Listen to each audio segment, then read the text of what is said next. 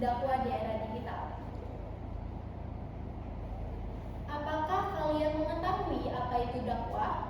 Dakwah berasal dari kata Arab yang berarti menyeru, mengajak, atau memanggil.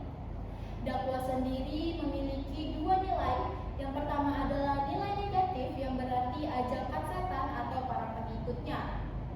Sedangkan untuk nilai positif adalah dakwah yang benar-benar menyampaikan kebaikan kepada masyarakat. Dalam Kamus Besar Bahasa Indonesia, dakwah sendiri berarti penyebaran ajaran agama dan pengembangannya di tengah masyarakat dengan cara mengajak masyarakat untuk mempelajari, memeluk, dan memahami ajaran agama tersebut. Selanjutnya, di sini saya akan menjelaskan pengertian atau makna dakwah di era digital menurut para tokoh. Yang pertama adalah Hamzah Ya'qub. Dakwah adalah ajakan untuk mengajak manusia dengan hikmah agar mengikuti petunjuk Allah dan Rasul-Nya. Yang kedua adalah menurut Prof. Dr. Hamka, dakwah adalah seruan positif yang berisi amar ma'ruf nahi munkar, yang berarti mengajak kepada kebaikan dan mencegah keburukan atau kemungkaran. Yang ketiga, menurut Syekh Muhammad Abduh, dakwah adalah ajakan kebaikan dan mencegah kemungkaran yang wajib dilakukan bagi setiap umat muslim. Selanjutnya, adapun peluang yang dapat dimanfaatkan dalam pelaksanaan dakwah melalui platform digital. Seperti yang sudah kita ketahui, saat ini teknologi telah mengubah cara manusia dalam berinteraksi dan berkomunikasi, termasuk dalam penyampaian dakwah dan pendidikan. Dakwah sendiri berfungsi sebagai sarana untuk menyampaikan nilai-nilai dan moral serta menjadi identitas keagamaan di tengah masyarakat. Seperti yang sudah kita ketahui, dakwah zaman kini telah memanfaatkan media sosial dalam penyampaian pesannya. Berbeda seperti zaman dahulu, dakwah hanya disampaikan melalui tatap muka, melalui kegiatan keagamaan seperti ceramah, pengajian, atau kegiatan secara langsung. Tetapi penyampaian dakwah di era sekarang telah memanfaatkan media sosial dalam penyampaiannya, menggunakan aplikasi seperti TikTok, Instagram, YouTube, ataupun aplikasi lainnya. Dengan itu, penyampaian dakwah dapat tersampaikan secara efisien dan lebih efektif, sehingga para dai atau penceramah dapat menjangkau ribuan hingga jutaan audiens yang berbagai latar belakangnya.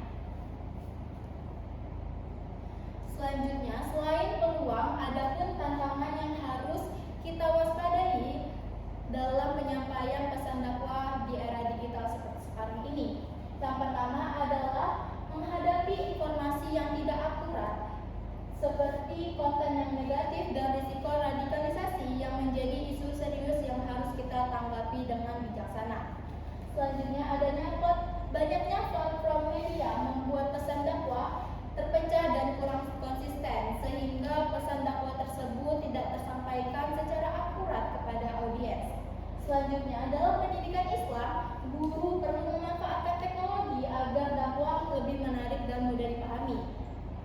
Di era sekarang ini, guru dan pendidik harus dituntut untuk memanfaatkan teknologi agar pesan dakwah dan materi dapat tersampaikan secara langsung kepada siswa dan dapat mudah dipahami oleh siswa, sehingga proses belajar mengajar dapat beragam dan siswa tersebut tidak terlalu bosan pada proses pembelajaran.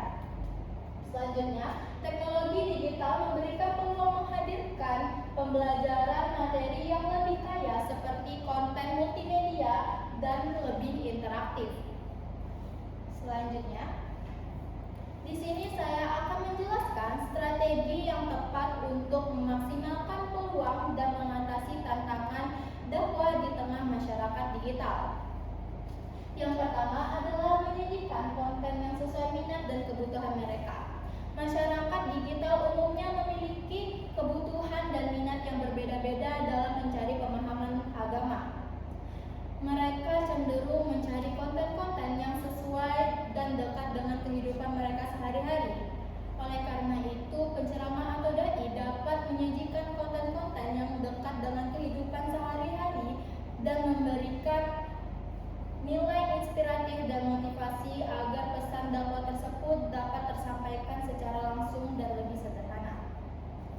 Selanjutnya adalah memanfaatkan media sosial dan platform digital secara aktif. Para dai harus menyajikan konten-konten melalui berbagai platform agar pesan dakwah tersebut dapat menjangkau audiens yang lebih luas, sehingga para dai dapat menyampaikan pesan tersebut secara lebih efektif dan lebih mudah dijangkau oleh banyak orang. Selanjutnya adalah menggunakan bahasa yang sederhana dan relevan. Masyarakat digital umumnya mencari konten yang berbasis bahasa yang lebih sederhana dan dekat dengan kehidupan sehari-hari. Oleh karena itu, para dai harus menyampaikan konten tersebut dengan bahasa yang tidak formal dan kaku, agar pesan tersebut dapat mudah diterima oleh para audiens dan lebih mudah dipahami. Selanjutnya adalah membuat kegiatan dakwah yang interaktif. Masyarakat digital cenderung ingin terlibat aktif dalam proses yang mereka ikuti. Oleh karena itu, para dai harus menyiapkan fitur-fitur seperti polling, tanya jawab, dan diskusi kelompok agar dapat membangun relasi dengan audiens. Selanjutnya, mendorong partisipasi dan keterlibatan audiens dalam berbagai kegiatan dakwah. Para dai harus melibatkan audiens dalam materi dakwah. Oleh karena itu, masyarakat digital lebih senang mengikuti acara tersebut agar acara tersebut dapat mudah diikuti oleh audiens dan mudah dipahami oleh audiens. Selanjutnya, di sini saya akan menyampaikan kesimpulan materi yang saya sampaikan. Dakwah di era digital berkembang pesat karena teknologi yang memungkinkan pesan agama disebarkan lebih cepat dan menjangkau audiens secara luas. Namun, perkembangan ini juga membawa tantangan bagi media. Penyalahgunaan media, informasi yang tidak akurat, dan konten-konten negatif lainnya.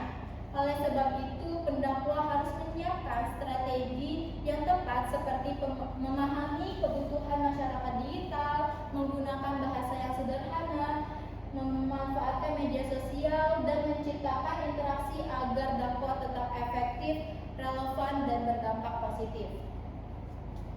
Sekian penyampaian materi dari saya. Semoga apa yang saya sampaikan dapat meningkatkan pemahaman kita tentang dakwah di era digital.